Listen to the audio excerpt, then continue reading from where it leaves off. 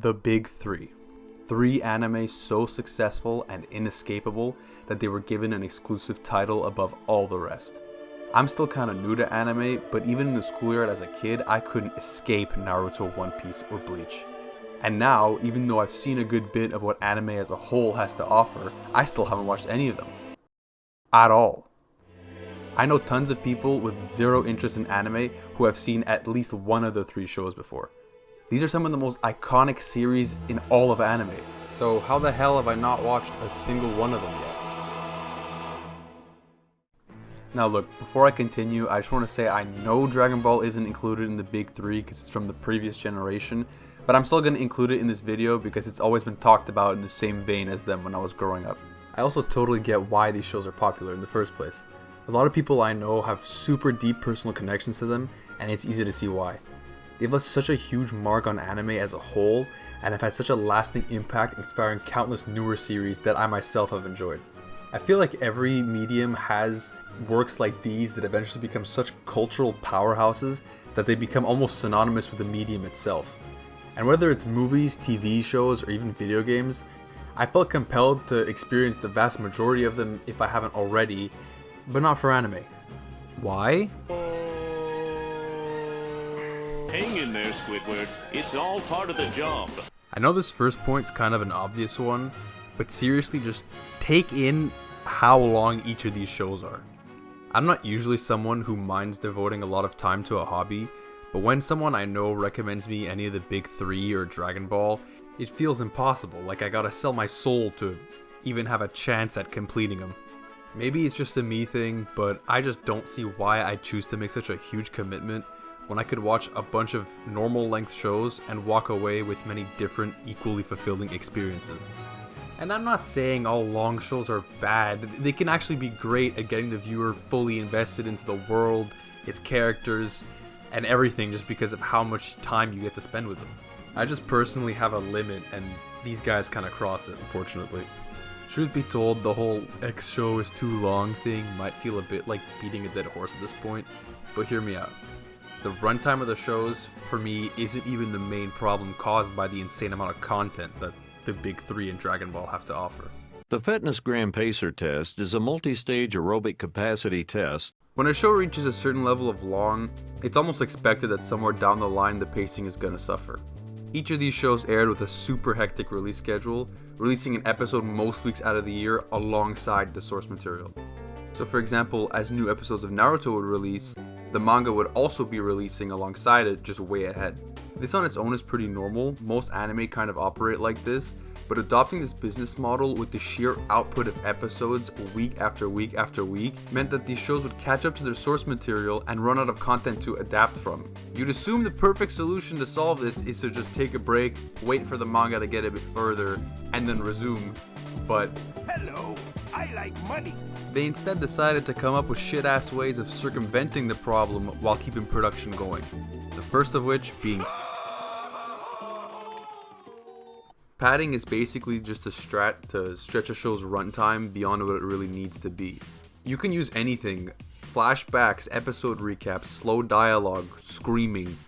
The thinking behind this is that by inserting all of this padding into an episode and kind of buffing out its runtime, they get to adapt less of the actual source material per episode and have to worry less about catching up to it. One Piece, for example, usually adapts about one manga chapter per episode, whereas other anime usually tend to adapt 3 to 4. The pacing of One Piece is such a talking point that there's actually an entire website whose mission is to fix it. Dragon Ball is also pretty infamous for dragging on its fight scenes, and it even has a fight scene that's 19 episodes long. To put that into perspective, that's the same amount of episodes it takes from Demon Slayer to go from the beginning to this scene.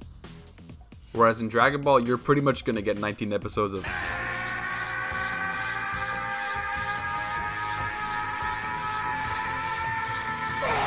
padding actively serves against the viewer because it can turn an otherwise good scene into a bloated or annoying one that you're just trying to get to the end of. A slow burning, slowly paced show isn't necessarily a bad thing because it can help focus on things like character development or world building, but when a show's pacing is artificially slowed down by useless filler content, it drags the whole rest of the show down with it. Speaking of filler content, What the hell? I got no way. Look, I don't know about you, but entire arcs that serve no purpose to the overall story just doesn't sound super appealing to me. If it's a short little set of like 3 to 5 episodes just to serve as like breathing room between two busy arcs, I'm totally okay with that. I'm talking about filler arcs that are longer than entire other shows. Especially ones that'll come out of nowhere in like the middle of actual crucial canon events. Like imagine if in the middle of Breaking Bad we just got an entire season of... I don't know, man. You've been seeming sus lately. It's almost like we have an imposter among us. I saw that you wanted... Don't lie to me, Walt! You sussy baka. And of course some fillers aren't the worst, but I still just can't be asked to sit through it, man. The thing is though, I also don't like the idea of skipping large parts of a show, filler or not, so I'm just kind of stuck. Maybe it's stupid, but it still just feels like I'm missing something, or I could be missing something. I was speaking about this to a friend of mine who's loved Bleach since he was a kid, and he told me he kind of also felt the same way, saying how he almost felt obligated to watch the filler arcs because they were advertised as part of the main show, and he just sat through them because he just didn't want to risk missing anything. Also, if I have to skip multiple parts of your show to make the viewing experience enjoyable, bro, that is not a 10 out of 10 show. Fight me on that. That is... No. So many people I've met throughout my life have grown up with these shows, man. I distinctly remember all the guys at my elementary school screaming Kamehameha when we played dodgeball or talking about Naruto's sexy jutsu in the schoolyard. Man, I had no idea what the hell was going on, but I just played along with it anyway. The cultural impact these shows have had is honestly insane, and I have to respect how influential they've all become.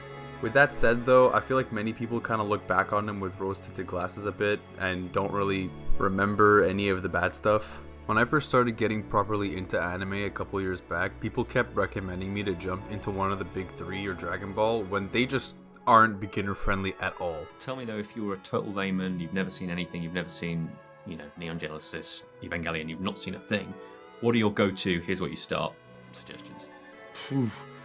One Piece, Dragon Ball, Naruto, and Bleach. I feel like we don't really think about it this way because most people watch these shows as kids, but when you're young, time flies in such a different way, and you're just generally less nitpicky about shows. Like, you're never going to hear a kid complain about pacing. That's just not going to happen. And so I had the idea to ask most of the people I know who have watched any of One Piece, Naruto, Bleach, or Dragon Ball if they'd rank any of the 4 into their top 5. Funny enough, with the exception of One Piece, the only people that put any of these shows into their top 5 watched them when they were kids. Part of me thinks that most of the attachment that I would have had to any of these series is just no longer possible now that I've passed that stage in my life. This is nothing really against the shows themselves, but maybe the ship has sailed and there's nothing wrong with that.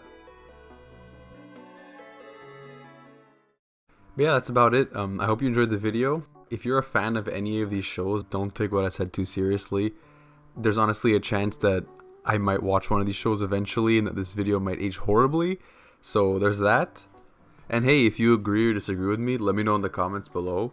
And yeah, I've got a couple more video ideas hanging around. So thanks for watching my first video and hope to see you next time. See ya!